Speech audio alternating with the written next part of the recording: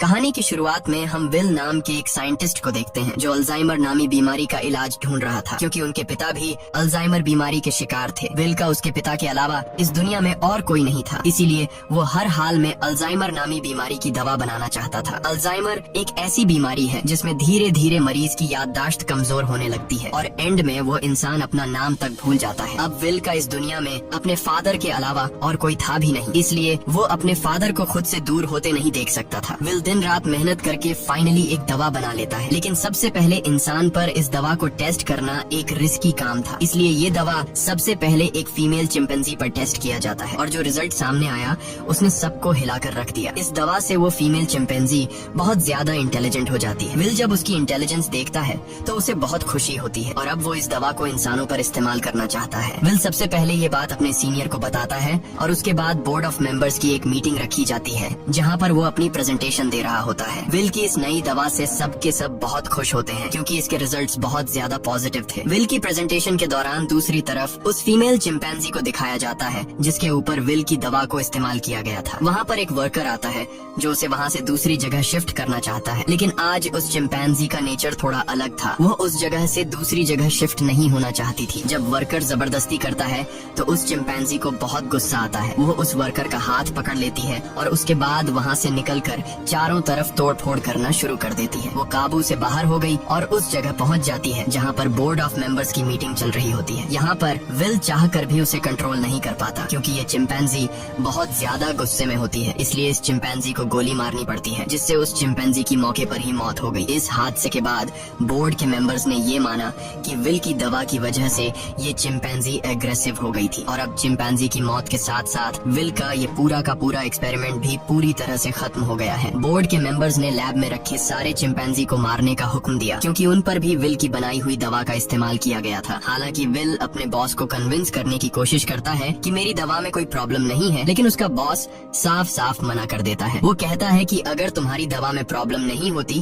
तो वो चिंपैंजी इतना ज्यादा अग्रेसिव नहीं होती। विल की 5 सालों की एक्सपेरिमेंट अब जाया हो गई थी। वो अंदर लैब की तरफ जाता है, तभी उसके पास लैब का केयर टेकर आता है और उसे बताता है कि आपकी दवा में कोई भी प्रॉब्लम नहीं है। दरअसल चिंपैंजी आपकी दवा की वजह से अग्रेसिव नहीं हुई थी, बल्कि उसने उसी वक्त एक बच्चे को जन्म दिया था जिस वजह से वो गुस्से में आ गई थी क्योंकि उसे वहाँ से शिफ्ट किया जा रहा था। और अब विल को पूरी बात समझ में आ जाती है। वो वर्कर उसे कहता है कि मैंने बॉस के कहने पर उन सारे चिंपैंजीज को मार दिया और उस बच्चे को नहीं मार पाया जो अभी अभी पैदा हुआ है। उसके बाद विल बिना किसी को बताए चुपके से उस बच्चे को अपने घर ले आता है जहाँ पर विल के फादर भी होते हैं और यहाँ पर हमें दिखाया जाता है कि ये चिंपैंजी का बच्चा छोटा तो है लेकिन उसका दिमाग इंसानों की तरह तेज है। बहुत जल्दी वो विल के पिता से घुल मिल जाता है और विल के पिता उसे नाम देते हैं सीजर। धीरे धीरे 3 साल बीत जाते हैं और अब वो चिंपैंजी का बच्चा जिसका नाम सीजर है वो बहुत ज्यादा स्मार्ट हो चुका है। वो पढ़ सकता है, गेम्स खेलता है और बिल्कुल इंसानों की तरह हर एक काम को करता है। बस वो सिर्फ एक चीज नहीं कर सकता और वो है इंसानों की तरह बोलना, पर वो इंसानों की बातचीत को अच्छी तरह से समझ सकता है। वहीं विल के पिता को दिखाया जाता है जिनकी अल्जाइमर बीमारी की वजह से दिमागी हालत काफी ज्यादा खराब हो चुकी है, यहाँ तक कि उनकी नर्स भी उनका ध्यान रखने से मना कर देती है। वो विल से कहती है कि तुम्हारे पिता को अब हॉस्पिटल की जरूरत है, घर पर उनका टेक केयर नहीं किया जा सकता। विल अपने पिता की हालत देखकर उसे बहुत दुख होता है और अगले दिन जब वो लैब में जाता है तो चुपके से उस दवा को लेकर आता है जो उसने सीजर की मॉम को और बाकी चिंपैंजीज को दी थी और ये दफा उसने स्पेशली अपने पिता के अल्जाइमर बीमारी के लिए बनाई थी। वो जानता था कि उसके पिता का बचना अब नामुमकिन है, इसलिए वो ये रिस्क लेता है और अपने पिता को अल्जाइमर की वो दवा इंजेक्ट कर देता है। विल के पिता पहले इंसान होते हैं जिनके ऊपर इस अल्जाइमर की दवा को यूज किया जाता है। विल रात भर सो नहीं पाता क्योंकि उसे डर लगता है कि कहीं उसके पिता को कुछ हो न जाए और अगली सुबह विल देखता है कि उसके पिता पियानो बजा रहे हैं। वो पूरी तरह से ठीक हो चुके हैं। विल ये देखकर बहुत खुश होता है, यानी उसकी दवा ने उसके पिता को पूरी तरह से ठीक कर दिया है। वहीं हमें सीजर को दिखाया जाता है जो खिड़की से कुछ बच्चों को साइकिल चलाते हुए देखता है। सीजर का भी मन करता है कि वो भी उन बच्चों की तरह साइकिल चलाए, इसलिए वो पड़ोस के घर में चला जाता है,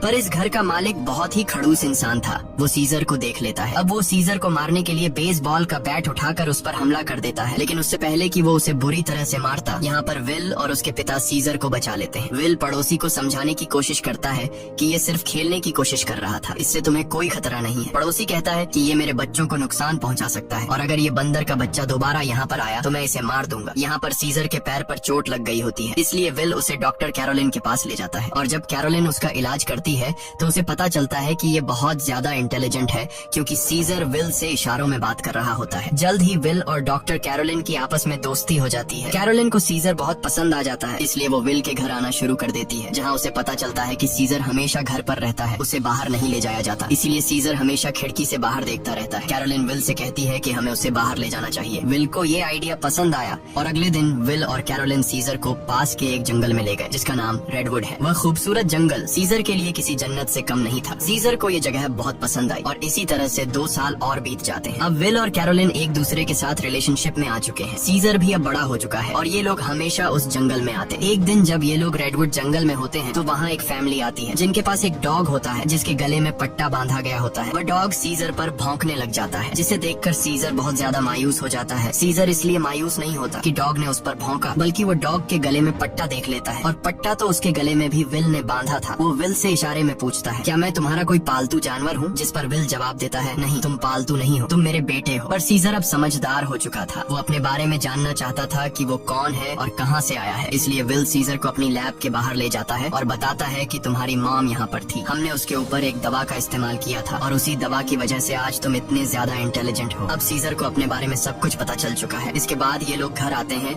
जहाँ पर विल के पिता को दिखाया जाता है, जिनकी अल्जाइमर बीमारी अब वापस पहले जैसी हो चुकी है। वो चम्मच के उल्टे तरफ से खाना खाने लगा। विल समझ गया कि अब इस दवा ने उसके पिता के दिमाग पर असर करना छोड़ दिया है। इस बात से विल बहुत परेशान होता है और जब विल काम पर गया होता है तो विल के पिता का गाड़ी चलाने का मूड हो जाता है, लेकिन अल्जाइमर बीमारी की वजह से वो भूल चुके होते हैं कि गाड़ी को ड्राइव कैसे किया जाता है। जब वो कार स्टार्ट करता है तो उसे कार कंट्रोल नहीं हो पाती, इसलिए वो सीधा जाकर अपने पड़ोसी की गाड़ी को टक्कर मार देता है। पड़ोसी जब ये सब कुछ देखता है तो वो जल्दी से बाहर आ जाता है। ये वही पड़ोसी है जिसने कुछ साल पहले सीजर को मारा था और अब वो विल के पिता को कॉलर से पकड़कर गाड़ी से बाहर निकालता है, उन्हें मारने लगता है। तभी अचानक खिड़की से सीजर की नजर उन पर पड़ती है और जब वह देखता है कि उनका पड़ोसी विल के पिता को मार रहा है तो वह अपने आप को कंट्रोल नहीं कर पाता। वो बाहर आता है और उस पर हमला कर देता है। सीजर इतना गुस्से में आ गया होता है कि वो उस पड़ोसी की उंगली काट लेता है, जिसके बाद उनका पड़ोसी विल के चिंपैंजी सीजर पर कोर्ट में केस करता है। इसीलिए कोर्ट ये फैसला करती है कि अब सीजर को घर पर नहीं रखा जा सकता। तब यहाँ एनिमल कंट्रोल टीम आती है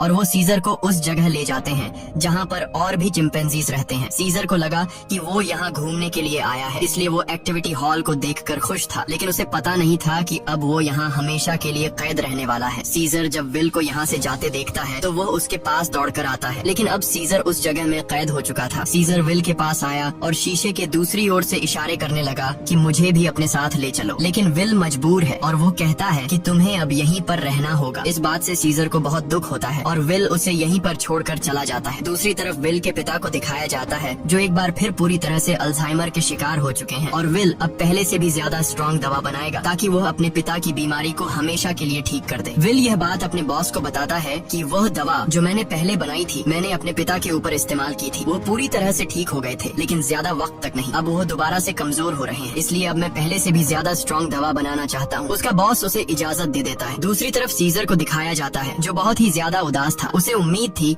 कि जल्द विल आकर उसे घर ले जाएगा। वो सामने की दीवार पर चौक से एक ड्राइंग बनाता है, जो कि उस खिड़की का नक्शा था जिससे वो अपने घर से बाहर देखा करता था। वो अपने घर को बहुत ज्यादा मिस कर रहा था। इधर विल दिन रात कड़ी मेहनत के बाद वो दवा बना लेता है। अब इस दवा को एक चिंपैंजी पर यूज करने की तैयारी की जाती है और जब दवा को उसकी बॉडी में इंजेक्ट किया जा रहा होता है तभी प्रेशर की वजह से एक पाइप निकल जाता है। वहाँ पर उनका एक वर्कर होता है जिसका नाम फ्रैंकलिन है। दवा की कुछ गैस उसकी नाक के अंदर चली जाती है क्योंकि उसने मास्क नहीं पहना होता। हालांकि उस वक्त उस पर गैस का कोई असर नहीं पड़ता और यह लोग उस चिंपैंजी के बॉडी में दवा इंजेक्ट कर लेते हैं, जिसके बाद वो चिंपैंजी बहुत ज्यादा इंटेलिजेंट हो जाता है, यानी कि उनकी यह दवा भी कामयाब हो गई। इसके बाद विल और कैरोलिन सीजर से मिलने जाते हैं, जिसे बहुत ही छोटे पिंजरे के अंदर कैद किया गया होता है। यहाँ पर सीजर के हाथ में चोट भी लगी होती है, जिससे विल को बहुत गुस्सा आता है और वहाँ के गार्ड्स को धमकी देता है कि अगर तुमने इसके साथ कोई भी गलत सलूक किया तो मैं तुम्हारे इस जगह को बंद करवा दूंगा। विल के आने से सीजर बहुत खुश था क्योंकि वो समझ रहा था कि विल आज उसे घर वापस ले जाएगा, लेकिन विल उसे कहता है कि जब तक कोर्ट मुझे इजाजत नहीं देती मैं तुम्हें घर वापस नहीं ले जा सकता। जिसके बाद विल यहाँ से चला जाता है और सीजर बहुत ज्यादा उदास हो जाता है। उसे घर की बहुत याद आती है। यहाँ उसे गंदा खाना और जेल का स्टाफ उसके साथ बहुत बुरा सलूक करते हैं। जब विल अपने घर जाता है तो देखता है कि उसके पिता की हालत बहुत ज्यादा खराब है। वो उन्हें दवा देना चाहता चाहता है, पर विल के पिता मना कर देते हैं। वो कहते हैं कि अब मेरा वक्त आ चुका है, और उसके बाद विल के पिता की डेथ हो जाती है। विल अपने पिता की डेथ से पूरी तरह से टूट जाता है और अब सीजर के अलावा उसका कोई भी नहीं है। वो उसे अपना बेटा मानता है, इसलिए वो बहुत सारे पैसे लेकर उस जगह जाता है जहाँ पर सीजर को कैद किया गया है। वहाँ का जो हेड होता है विल उसे बहुत सारे पैसे देता है और कहता है कि मैं सीजर को अपने साथ ले जाना चाहता हूँ। उस जगह का हेड इतने सारे पैसे देखकर विल की बात मान जाता है। विल सीजर के पास आया और उसे अपने साथ चलने को कहा, लेकिन सीजर दरवाजा बंद कर देता है क्योंकि अब वो विल के साथ नहीं जाना चाहता। हालांकि सीजर को विल से बिछड़ने का दुख तो था, लेकिन अब वो किसी का पालतू बनकर जिंदगी नहीं गुजारना चाहता था। वो अपने साथ साथ उस जगह में बंद बाकी चिंपैंजीज को भी आजाद देखना चाहता था, जिसके बाद विल को लौटना पड़ता है। रात को उस जगह काम करने वाले एक लड़के के कुछ दोस्त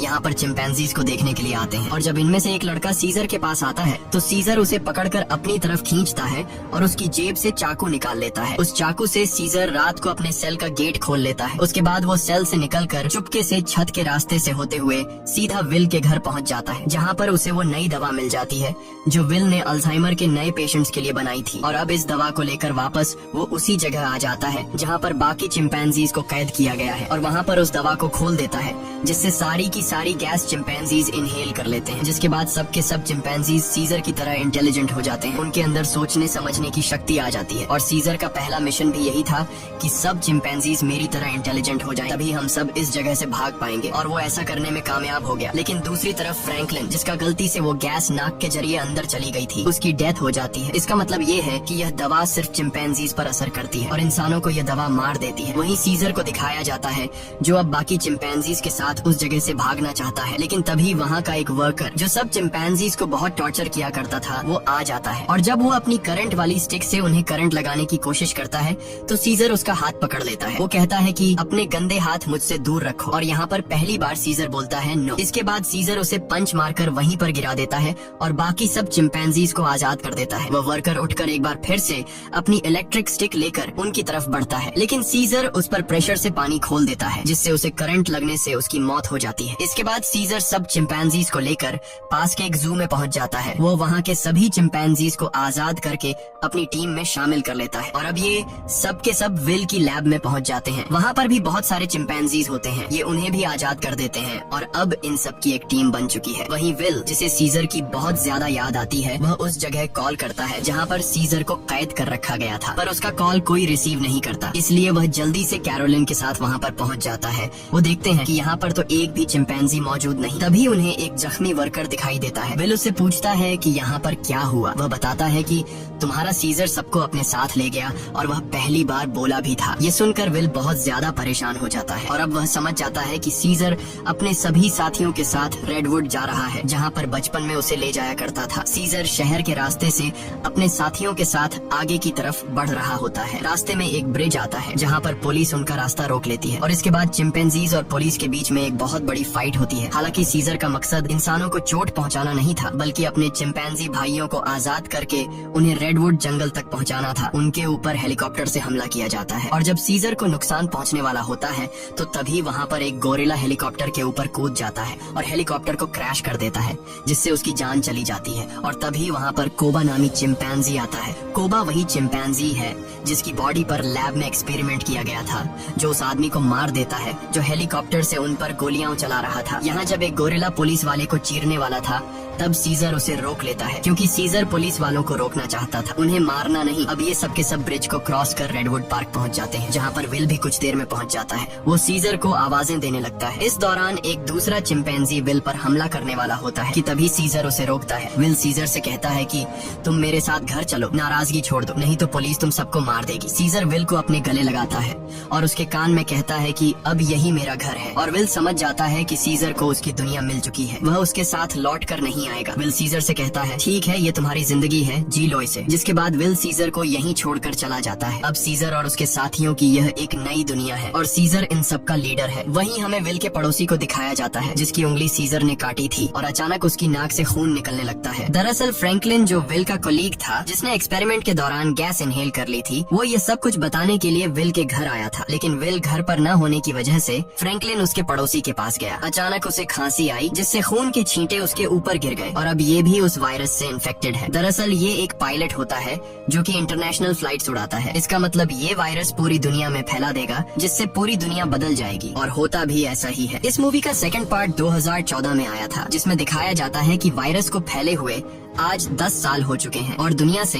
इंसानों की बहुत बड़ी आबादी खत्म हो चुकी है। जहां एक तरफ इंसानों की आबादी कम हो रही थी, दूसरी तरफ चिंपैंजीज की जनरेशन बढ़ती जा रही थी। ये सभी उस जंगल में पूरी तरह से फैल चुके थे और वो सभी अब पहले से भी ज्यादा स्ट्रॉन्ग हो चुके थे। यहाँ हमें सीजर को दिखाया जाता है। वो अब भी सभी चिंपैंजीज का लीडर है और इस जंगल में सीजर का ही राज चलता है। इस जंगल में अब इंसानों का आना मना है। सीजर का अब एक बेटा हो चुका है जिसका नाम ब्लू आई है। एक दिन सीजर का बेटा जब अपने दोस्त के साथ जंगल में घूम रहा होता है, तभी उनके सामने एक इंसान आ जाता है जो जंगल में अपनी टीम के साथ हाइड्रो इलेक्ट्रिक डैम देख रहा होता है ताकि पूरे शहर को इलेक्ट्रिसिटी दोबारा से दी जा सके, और ये डैम चिंपैंजीज के इलाके में है। अब वो आदमी जब सीजर के बेटे ब्लू आई और उसके दोस्त को देखता है तो वो बहुत ज्यादा डर जाता है और अपनी गन निकाल लेता है। सीजर का बेटा भी गुर्राने लगता है। वो आदमी डर कर गोली चला देता है जिससे सीजर के बेटे का दोस्त घायल हो जाता है। गोली की आवाज सुनकर सभी चिंपैंजीज यहाँ पर आ जाते हैं। साथ ही जिस आदमी ने गोली चलाई होती है उसके साथी भी आ जाते हैं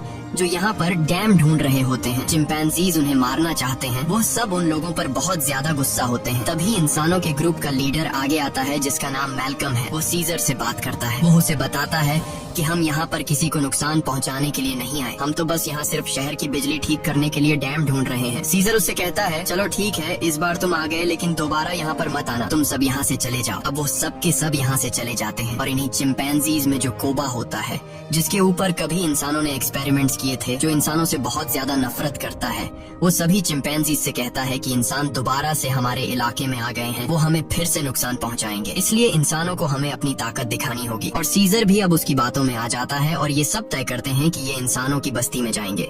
और अब सीजर अपने घोड़े पर बैठकर सबके आगे होता है, उसके साथ सभी चिंपैंजीज इंसानों के इलाके में जाते हैं। यहाँ पर दिखाया जाता है कि जो पहले रोशनियों से चमकने वाला एक खूबसूरत शहर हुआ करता था, अब वो पूरी तरह से वीरान हो चुका है। यहाँ पर टेक्नोलॉजी और बहुत सारी चीजें अब पूरी तरह से खत्म हो चुकी हैं। सीजर अपनी पूरी सेना को लेकर इंसानों के इलाके में पहुंच जाता है, जहाँ पर मैल्कम एक बार फिर से सीजर के सामने आता है और वो सीजर से कहता है कि हम तुमसे माफी मांग चुके हैं। सीजर कहता है कि आज के बाद अगर हमारे इलाके में कोई भी आया तो हम उसे मार देंगे। हम युद्ध नहीं चाहते, लेकिन अगर इंसानों ने दोबारा हमारे इलाके में आने की कोशिश की तो हम किसी को नहीं छोड़ेंगे। यहाँ पर कोबा भी होता है। कोबा चाहता है कि वो इंसानों से युद्ध लड़े, लेकिन सीजर इंसानों को वार्निंग देकर यहाँ से पूरी सेना के साथ निकल जाता है। वहीं मैल्कम को दिखाया जाता है जो बहुत ज्यादा परेशान होता है क्योंकि जिस जगह में ये लोग रह रहे थे वहाँ पर बिजली नहीं थी और उनका पावर प्लांट खास उसी जगह में था जहाँ पर चिंपैंजीज का इलाका था। वहाँ पर जाना मतलब अपनी मौत को दावत देना है, लेकिन सारी जिंदगी ये लोग बिना इलेक्ट्रिसिटी के तो नहीं रह सकते थे, इसलिए उन्हें हर हाल में वहाँ पर जाकर बिजली ठीक करनी थी। मैल्कम अपने सीनियर से कहता है कि हमें एक बार सीजर से बात करके देखना चाहिए, क्या पता वो हमारी तकलीफ को समझ ले। जिसके बाद मैल्कम अपनी फैमिली और एक ग्रुप लेकर वहाँ जंगल के बाहर पहुँच जाता है। मैल्कम जब सीजर को अपनी सारी सिचुएशन बताता है तो सीजर समझ जाता है क्योंकि वो इंसानों के साथ रह चुका है। उसे पता है कि इलेक्ट्रिसिटी का मतलब क्या है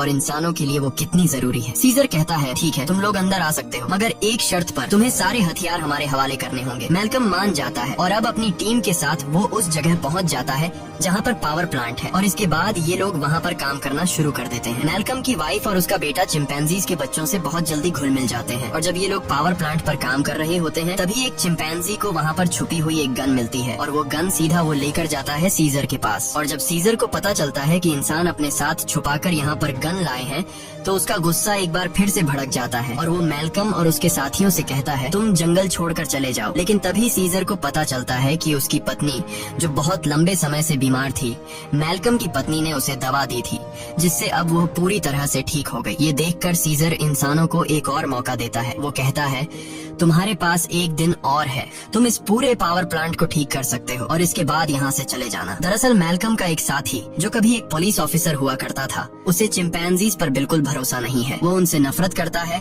और वो यहाँ पर गन्स लेकर आया होता है। उनके पास और भी गन्स होते हैं और जब ये लोग गन्स एक दूसरे को पास कर रहे होते हैं तो ऊपर से कोबा देख लेता है। कोबा गुस्से से लाल हो जाता है कि ये इंसान तो बिल्कुल भी भरोसे के लायक नहीं है और कोबा इंसानों से बहुत ज्यादा नफरत करता है और वो जल्दी से सीजर के पास जाता है। जाता है। वो उसे बताता है कि इंसानों के पास और भी हथियार हैं, इंसान भरोसे के लायक नहीं है, तुम्हें उन्हें हमारे इलाके से निकालना होगा। जिस पर सीजर उसे सब्र रखने को कहता है। इस बात से कोबा को गुस्सा आता है। वो कहता है तुम्हें अपने साथियों की बिल्कुल भी परवाह नहीं है, तुम इंसानों से प्यार करते हो क्योंकि तुम भी उन्हीं में से एक हो। और अब सीजर को इस बात पर गुस्सा आता है और वो कोबा पर हमला कर देता है। सीजर उसे बहुत बुरी तरह से घायल कर देता है। कोबा अब बदले की आग में जलने लगा। वो यहाँ से सीधा उस जगह जाता है जहाँ पर इंसान और उनके हथियार हैं। वो वहाँ से इंसानों के हथियार लेता है और बहुत सारे इंसानों को मार देता है। और उन्हें मारने के बाद वापस वो अपने इलाके में आता है जहाँ पर वो अपने ही चिंपैंजीज के कई घरों को आग लगा देता है। और जब मौका देखता है कि सीजर बिल्कुल अकेला है, उसके पास कोई भी नहीं है, तो वो चुपके से सीजर को भी गोली मार देता है। सीजर वहीं झाड़ियों में गिर जाता है। इसके बाद कोबा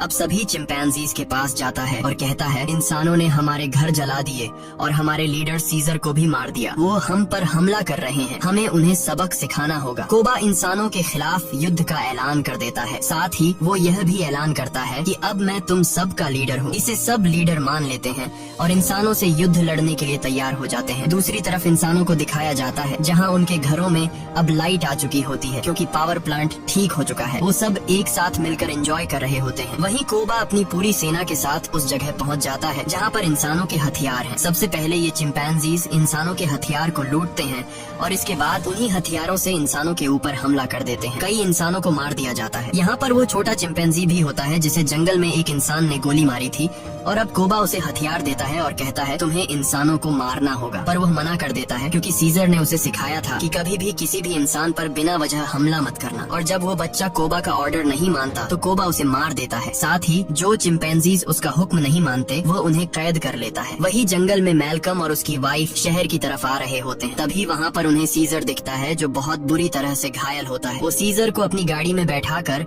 अपने घर ले आते हैं। वो उसका ट्रीटमेंट करते हैं और सीजर का अच्छी तरह से ख्याल रखते हैं जिससे सीजर की जान में दोबारा जान आ जाती है। सीजर के होश में आने के बाद वो उन्हें बताता है कि मेरे पर हमला मेरे साथी ने किया है जिसका नाम है कोबा। मैल्कम को भी यहाँ पर पूरी बात समझ में आ जाती है। सीजर पूरी तरह से ठीक नहीं था, इसीलिए उसे पूरी तरह से रिकवर करने के लिए मैल्कम मेडिसिन लाने के लिए स्टोर पर जाता है और तभी उसके सामने सीजर का बेटा आ जाता है जिसके हाथ में गन होती है। वो मैल्कम को शूट करने वाला होता है कि मैल्कम उसे बता देता है तुम्हारे पिता सीजर अब भी जिंदा है, वो हमारे पास है और उन्हें और किसी ने नहीं बल्कि कोबा ने शूट किया है। इसके बाद मैल्कम सीजर के बेटे को अपने घर ले आता है। वो अपने पिता को जिंदा देखकर बहुत खुश हो जाता है। जहाँ पर सीजर का बेटा सीजर को बताता है कि किस तरह से कोबा ने अपने आप को लीडर बनाया और उसने बाहर की दुनिया में मासूम लोगों की जान ली। सीजर के बेटे को भी अब पता चल चुका है कि उसके पिता सीजर पर और किसी ने नहीं बल्कि कोबा ने गोली चलाई थी। इसीलिए अब वह वापस उसी जगह जाता है जहाँ पर कोबा ने इंसानों को और बहुत सारे चिंपैंजीज को बंदी बनाकर रखा है। सीजर का बेटा सबको आजाद कर देता है। मैल्कम भी उनका साथ देता है और वो उन सबको टावर के अंदर ले आता है जहाँ पर उसकी मुलाकात वही पुलिस ऑफिसर से होती है। वह ऑफिसर मैल्कम को बताता है कि इलेक्ट्रिसिटी आने के बाद मैंने रेडियो से आर्मी के साथ कांटेक्ट कर लिया है और बहुत जल्द बहुत बड़ी आर्मी की सेना यहाँ पर आने वाली है जो सभी चिंपैंजीज का खात्मा कर देगी। साथ ही वह यह भी बताता है कि मैंने टावर के ऊपर बहुत सारे बॉम्ब्स को फिट कर दिया है ताकि जब चिंपैंजीज टावर के ऊपर चढ़ेंगे तो मैं बॉम्ब को ब्लास्ट करके उन सब चिंपैंजीज को मार दूंगा। हालांकि इसमें उसकी खुद भी जान चली जाएगी। उसके हाथ में रिमोट कंट्रोल होता है और अब ये देखने के बाद मैल्कम और सभी इंसान वहाँ से भागना शुरू कर देते हैं। वहीं सीजर को दिखाया जाता है जो अब यहाँ पर पहुँच चुका है। उसका सामना कोबा से होता है और कोबा और उसके बीच फाइट शुरू हो जाती है। सीजर को जिंदा देखकर बाकी चिंपैंजीज भी कोबा की गद्दारी को जान चुके हैं। वहीं हमें उस पुलिस ऑफिसर को दिखाया जाता है जो टाउन के एक हिस्से को बॉम्ब से ब्लास्ट कर देता है जिसमें कई सारे चिंपैंजीज मारे जाते हैं। लेकिन कोबा, सीजर और उसके कई साथी अब भी जिंदा हैं। जब कोबा देखता है कि बहुत सारे चिंपैंजीज वापस सीजर को सपोर्ट करने लगे हैं तो वह उन सब पर गोलियां चलाना शुरू कर देता है। तभी सीजर काफी ऊंचाई से कोबा पर हमला कर देता है और उसे बिल्डिंग से नीचे धकेल देता है। कोबा लोहे की रॉड से लटक जाता है। अब वह सीजर से कहता है प्लीज मुझे बचा लो, जिसके बाद सीजर उसका हाथ पकड़ लेता है। लेकिन कोबा ने जो किया है उसे माफ नहीं किया जा सकता, इसीलिए सीजर उसका हाथ छोड़कर उसे नीचे गिरा देता है जिससे उसकी मौत हो जाती है। और अब मैल्कम और सीजर एक दूसरे के सामने होते हैं। ये दोनों एक दूसरे से हाथ मिलाते हैं, यानी कि यह दोनों अब अच्छे दोस्त हैं जैसे कभी सीजर विल का हुआ करता था। मैल्कम सीजर को बताता है कि बहुत जल्दी यहाँ पर आर्मी आने वाली है, तुम सबको यहाँ से निकलना होगा ताकि इस जंग को रोका जा सके। सीजर कहता है कि अब इंसानों और चिंपैंजीज के बीच जो वॉर है उसे कभी खत्म नहीं किया जा सकता। इसी के साथ यह कहानी खत्म हो जाती है। अगर वीडियो आपको अच्छी लगी हो तो हमारे चैनल को सब्सक्राइब और वीडियो को लाइक जरूर कीजिएगा।